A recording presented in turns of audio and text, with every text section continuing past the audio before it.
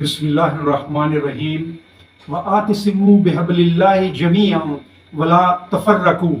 یہ سورہ ال عمران کی آیت نمبر 103 ہے۔ اس میں اللہ فرما رہا ہے اور مضبوطی سے تھام لو تم اللہ کی رسی کو سب مل کر اور فرقہ بندی نہ کرو۔ اللہ پاک اس میں فرما رہا ہے مسلمانوں کو کہ فرقہ بندی نہ کرو۔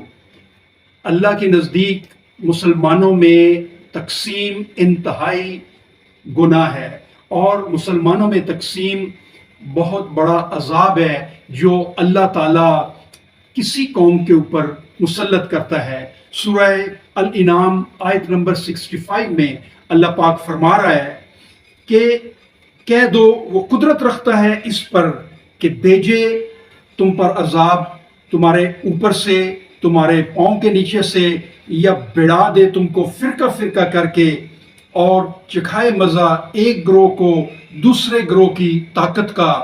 دیکھو کس طرح ہم بار بار پیش کرتے ہیں ان کے سامنے اپنی نشانیاں تاکہ وہ سمجھ جائیں۔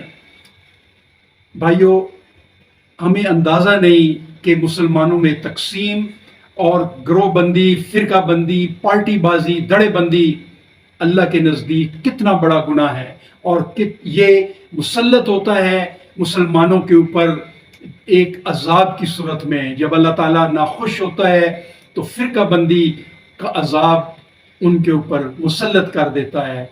بھائی اور دوستو، فرقہ بندی سے بچیں اور اتحاد اور یکجہتی پیدا کریں۔